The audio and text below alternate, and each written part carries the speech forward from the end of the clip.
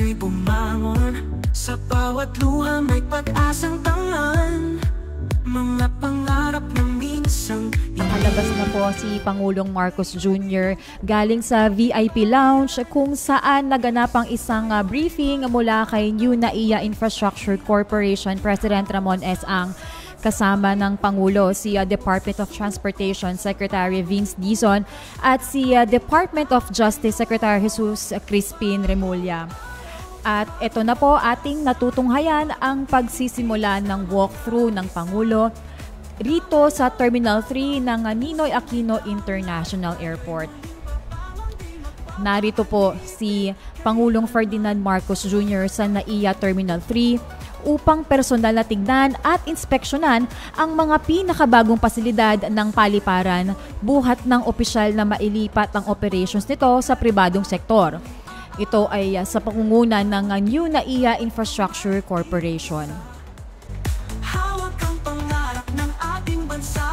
Kapit-bisig tayo'y Ang Terminal 3 talaga ang ating focus ngayong araw kasi hindi lang ito ang pinakamalaki kundi ang pinaka-busy din na terminal ng Ninoy Aquino International Airport kung saan ang unang batch ng upgrades mula sa NNIC ay naipatupad na. magkaisa. Tangan ng tapang, pusong may dangat, tayo'y muling babangon. Ang inspection po na nasasaksihan natin ngayong araw ay sumasalamin sa hangarin na pagandahin pa ang mga paliparan sa bansa at magbigay ng mas maayos na travel experience sa mga manlalakbay.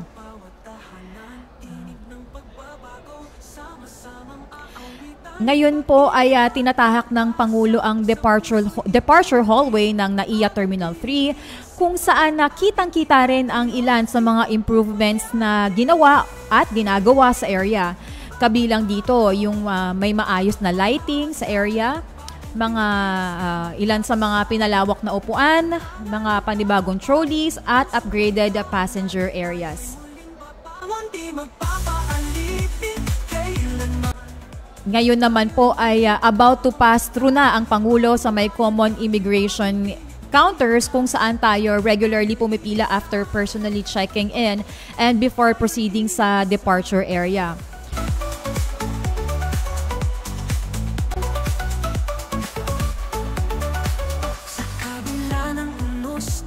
Pagkatapos dito sa common immigration counters, dediretso na ang Pangulo sa bagong bukas na dedicated overseas Filipino workers immigration lane.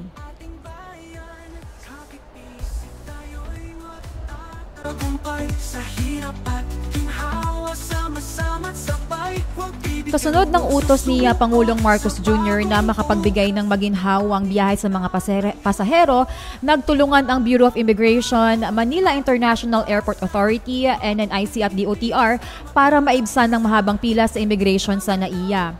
Dahil dito, wala nang immigration counter sa NAIA Terminal 3 kahit pa sa oras ng rush hour. Wala nang pila sa immigration counters. Nagsimula ito last April 15.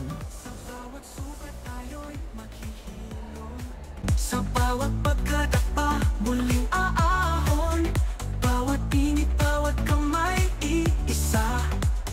Hawak ang pangarap ng ating bansa. Kapit-bisig tayo'y matatagumpay. Sa hirap at ginhawa, sama-sama't sabay. Huwag bibitiw, huwag susuko sa bagong bukas na ating itatayo. Bagong araw, bagong pag-asa. Patungo na ngayon ang ating mahal na Pangulo sa ating OFW Lounge dito sa NAIA Terminal 3 upang masaksihan ng personal ang mga serbisyong inihahandog para sa ating mga kababayang OFWs. Ang mga OFW Lounge ay matatagpuan dito sa NAIA Terminal 3 at sa Terminal 1. Layunin ng mga pasilidad na ito na magbigay ng libre, maaliwalas at komportableng lugar kung saan maaaring makapagpahinga, makakain at makapaghanda ang mga OFW bago ang kanilang pag-alis patungo sa ibang bansa. kasalukuyang ipinapakita ni Administrator PY Kaunan sa ating mahal na Pangulo ang ating bagong OFW OWA e-card na kung saan ito ay ibinibigay sa ating mga OFWs na paalis at ang card na ito ay nagbibigay ng mga iba't ibang benepisyo at access sa mga programs and services ng pamahalaan para sa kanila.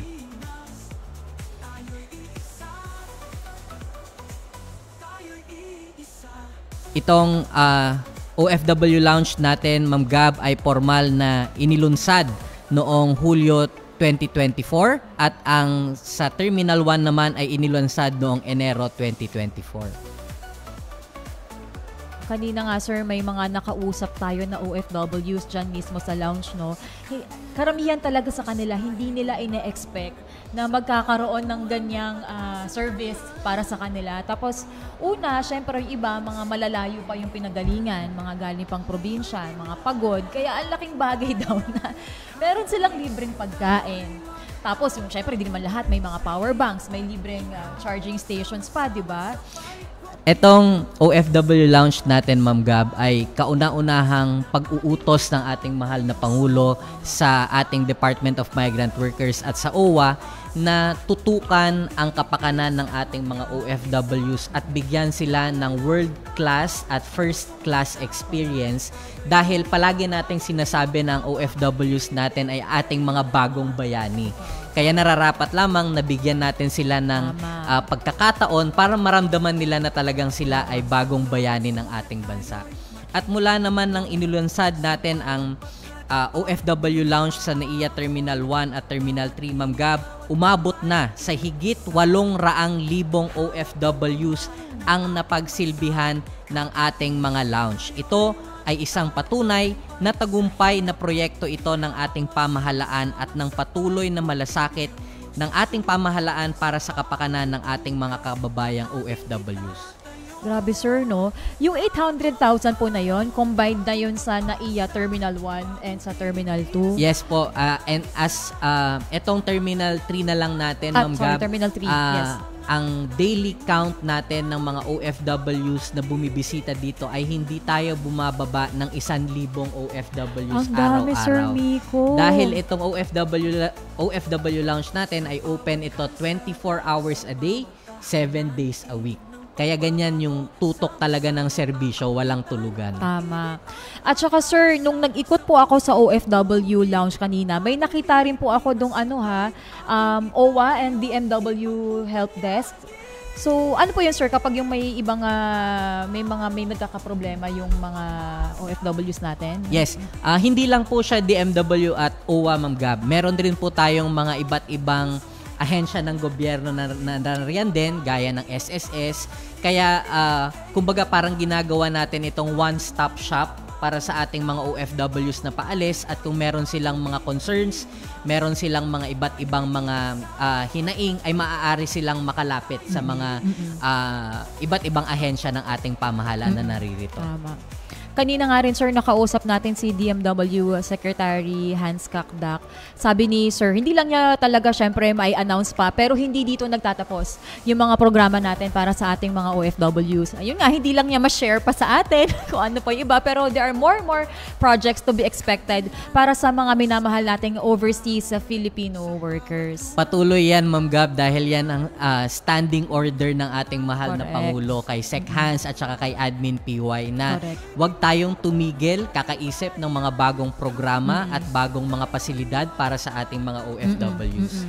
Ayan nga sir, bukod doon sa lounge, mayroon na ring rest area para sa ating mga OFWs. Napag-usapan natin sir kanina, ito naman na initiative ng Department of Transportation na So ito raw po ay isang special rest area para naman doon sa mga OFWs na may makahabang layovers na usually 8 hours pataas. Ang nakikita po natin dito, kompleto yung facilities dito. Meron ditong rest beds. Mamaya baka lumabas sa camera. Meron ditong massage chairs at mga shower rooms din daw po, Sir Miko. Tama. Dahil marami tayong mga kababayang paalis, Ma'am Gab, na in advance, sobrang pinaghahandaan nila yung pagpunta nila dito sa airport. Kaya naririto na sila matagal or maraming oras pa bago yung kanilang flight. Kaya bukod sa ating OFW Lounge, ito yung formal na inilunsad na bagong programa ng ating pamahalaan para makapagbigay ng first class experience para sa ating mga bagong bayani. Correct.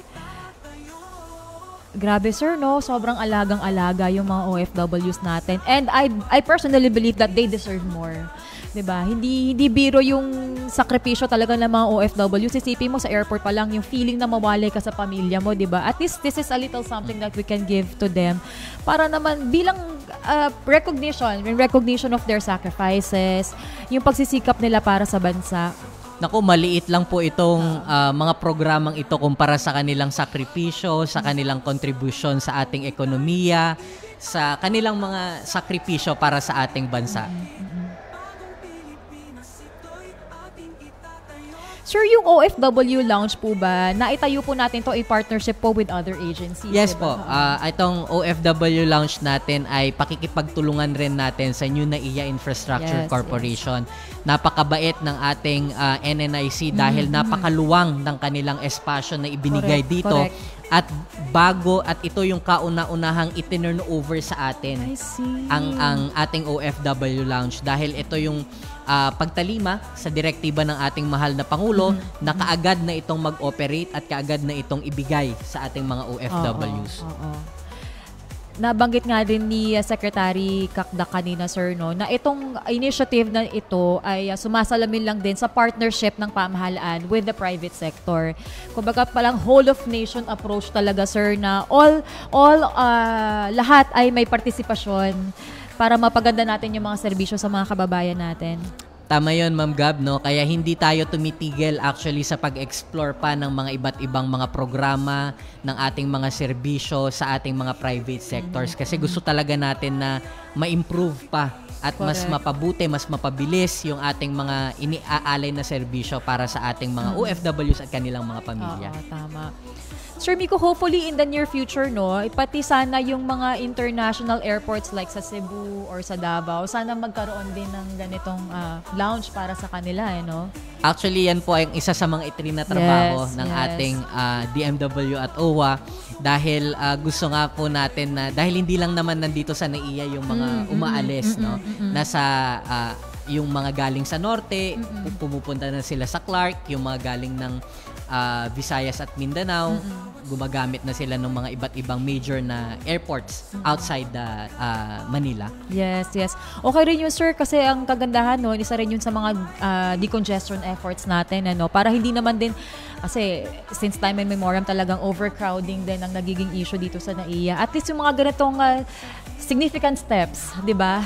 Tama. At actually nga ngayon, Ma'am Gab, no, hindi lang para sa ating mga OFWs, kundi para sa lahat ng mga travelers natin na nagsimula noong Holy Week na napansin ng ating mga OFWs na sobrang bilis na yung mula sa pag-check-in sa ating mga airline check-in counters hanggang dun sa immigration counters natin. Napakabilis lang. Hindi lang ito para sa ating mga OFWs, kundi para sa bawat Pilipino na gustong umalis at gustong magbakasyon sa ibang bansa. Correct. So ayan, mga kababayan po, ay matapos nga kanina sa OFW Lounge at rest area, patungo ulit ng departure area ang Pangulo para naman puntahan ang Transportation Network V. Tatandaan po natin na dati at kung madalas kayong mag-travel, usually nasa labas ang TNVS area. Diba, Sir Miko? Tama. Dati paglabas mo pa lang ng arrival, pagdating doon sa may Bay Area, doon ka pa lang pwedeng mag-book ng kung may ride-hailing apps ka man. At madalas yan, Ma'am Gab, ang nagkakos ng traffic sa labas ng Terminal 3. Pero ngayon, dito sa binuksan natin na binuksan ng NNIC na bagong lugar para sa ating mga TNVS, sobrang convenient na ang magsakay at magbaba ng ating mga pasaherong dumating dito sa NAIA Terminal 3. Totoo yan, sir. Ayan. Andyan po, patungo po ang Pangulo dyan sa may TNVS area. Diyan po, mas madali na po at mas organized na, Sir Miko, yung pagbubuk mo, kung pagkagaling mo, paglabas mo ng arrival area, magbubuk ka na lang dyan ng sasakyan mo, papatungo sa destination mo. Ikaw ba, Sir Miko, mahilig kang mag-travel? Madalas po tayong umalis, ma'am, dahil po sa ating trabaho. Totoo naman, totoo naman. Kaya po nung naglunsad tayo ng mga iba't ibang mga programang ito, sobrang nakakatuwa po at nakaka-proud dahil hindi na po tayo nahihirapan at Totoo yung ating naman. mga kababayan dito sa NAIA Terminal 3. Totoo naman. And mapapansin po natin, palabas ang ating mahal na Pangulo para personal na inspeksyonin ang area kung saan nag-drop, ang loading and unloading area ng ating mga TNVS.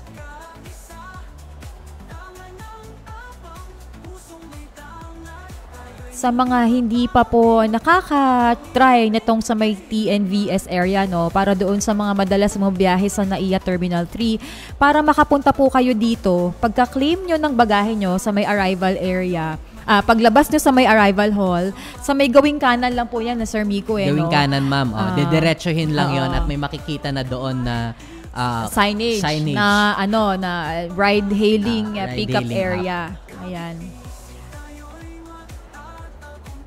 Itong ayon po sa new NAIA Infrastructure Corporation, ito raw po, Sir Miko, ay isang centralized area na itinayo para sa Grab and Joyride.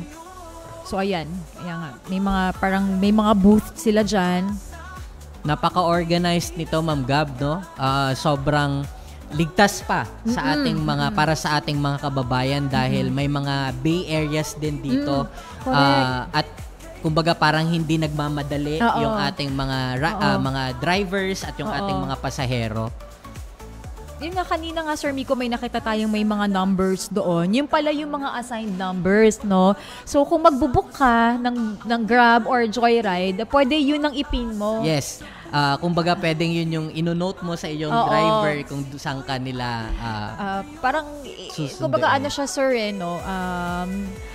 Mas madali para sa pasahero na makapag-pin siya ng location, tapos yung driver, mas madali din niyang makakita yung at hindi sila pasahero naghahanapan. niya. Totoo naman, Sir Miko, kasi before talaga, yun din yung isa sa mga nagko-cause talaga ng traffic sa labas. Ayan, yan yung dati. Usually, paglabas ng mga passengers sa Terminal 3, paglabas siya sa may Bay Area, doon sila magbubuk ng Pero ito, mas organized na. Mas organized at mapapansin mo nga, Ma'am Gab, no, kung para sa ating mga kababayan na gumagamit dito sa NAIA Terminal 3, sobrang bilis na hindi lamang ng arrival, kundi pati nung pag-alis ng ating mga kababayan dahil sa mas pinalawak at mas pinaluwang na curbside area para sa ating mga kababayan na umaalis. Talagang hindi na magsisiksikan, hindi na maggigit-gitan sa labas pagdating ng arrival. Patuloy na pinapangunahan ni NNIC President Ramon ang pagbibigay ng briefing sa ating mahal na Pangulo doon sa TNVS area natin. I think, sir, hindi lang po ito basta mga may mga Grab or Joyride. Pwede ka rin atang makapara ng taxi dito. Parang may super taxi akong nakita kanina dyan.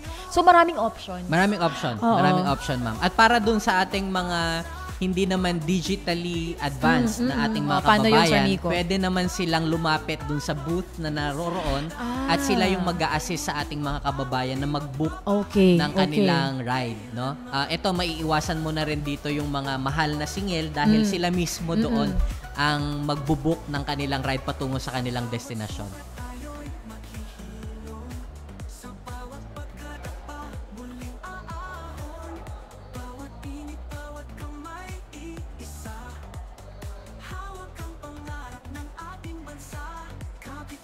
Ito talaga din, Sir Miko, yung goal natin, no? So, sisimulan natin sa NAIA, tapos hopefully sa mga susunod na, years or months, sana ma-witness din ito sa mga remote areas naman, sir, Patuloy naman, ma'am, ang ating pamahalaan sa kanilang upgrade ng mga iba't ibang mga pasilidad natin, no?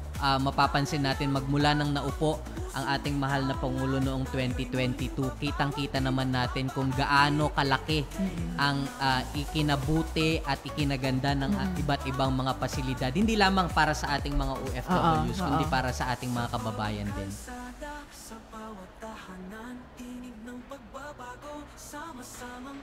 Kanina nga, sir, maibalik ko lang. Nung may nakausap nga tayong mga OFWs dun sa lounge, ramdam naman nila, sir. Ramdam nila na at this time po, nabibigyan na ng atensyon and priorities yung mga pangangailangan nila. And yung iba sa kanila, naiiyak pa talaga. Kasi di nila ina-expect na magkakaroon, like yung iba kasi doon 20 years ng working.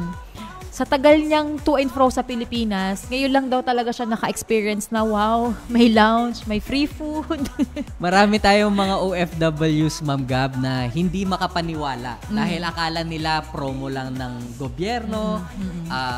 Kumbaga parang hindi totoong yung existence nitong OFW lounge. Pero pagka sila na yung first hand experience nitong pasilidad natin, sobrang matutuwa talaga sila dahil hindi lang yung experience yung ibinibenta natin sa kanila, kundi yung pagpapahalaga ng pamahalaan para sa ating mga OFWs at kanilang mga pamilya. Correct.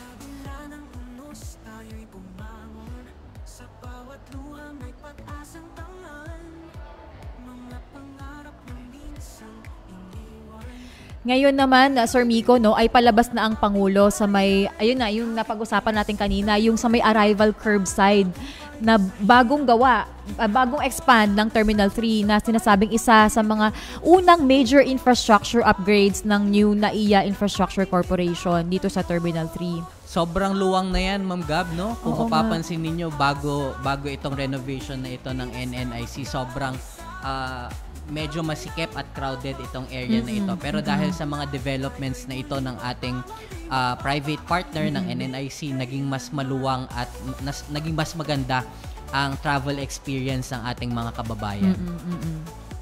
Natapos daw po yung construction nito noong December last year lang. So tama ka, sir, no? Mas pinalawak na yung curbside nung bangketa dahil from 6 lanes, ginawa na raw itong 10 lanes ngayon. Yun nga, para mabawasan yung congestion sa arrival area at syempre pagbutihin ang pick-up experience ng libo-libong pasahero dito everyday. So dito, pwede na dito yung mga halimbawa kung merong magsusundo sa'yo. Yan. Yung mga pamilya. Yung may mga pamilya. Mga OFWs na parating, mga kababayan natin na nag-travel abroad or sa mga iba't ibang parte ng Pilipinas. Naging mas maganda yung lugar kung saan mapipick up yung ating mga OFWs natin at mga kababayan natin in general.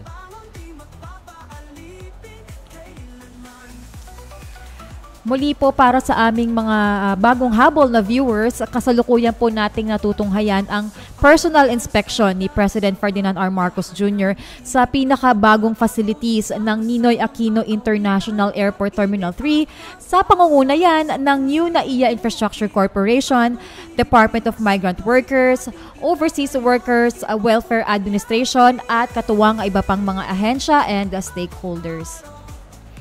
Kami po ay still napapanood nyo ng live sa official Facebook pages ng Radio Television Malacanang, Presidential Communications at DMW.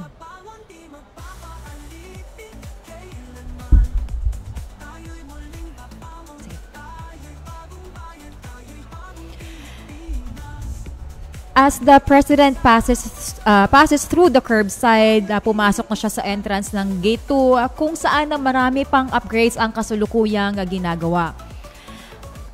Ayon sa NNIC, ang airport upgrades na ito ay patunay lamang sa tumitibay na kooperasyon ng pamahalaan at ng pribadong sektor upang mapaganda ang mga paliparan sa bansa at makapagbigay ng mas maayos na travel experience sa lahat. Yun nga po, lalong-lalo na sa ating overseas Filipino workers.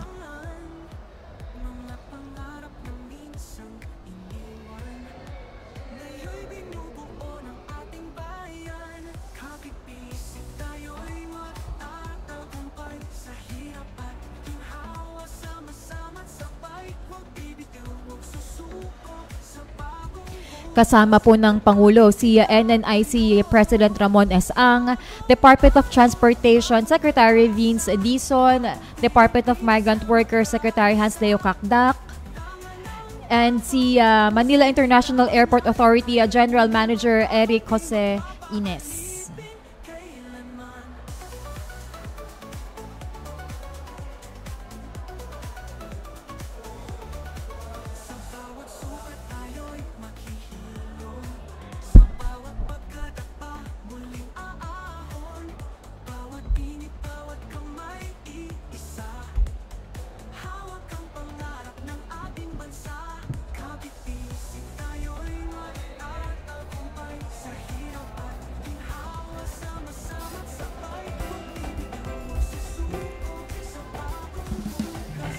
Ang Pangulo po ay kasalukuyang naglalakad sa may arrival hall pabalik po sa may VIP lounge kung saan po nagsimula ang kanyang walkthrough kanina. Sabi nga ng NNIC, maigsi man ang kanyang naging pagbisita dito sa Terminal 3 pero naipakita nito ang lahat ng mga pagbabagong ginagawa para ma-improve ang airport services para sa ating mga kababayan. Sama-samang aawitan, pag-ibig at pag-asa, sa puso'y iukit. Bagong Pilipinas ito'y ating itatayo, ipagpupunyagi. Bagong araw, bagong pag-asa, bagong Pilipinas na magkaisa. Mula sa dedicated spaces for OFWs hanggang sa mas pinahusay na passenger management patungo sa inaabangang biometric systems at mas pinalawak na infrastructure, it just goes to show that NAIA is taking significant steps forward. Tayo'y iisa, tayo'y iisa.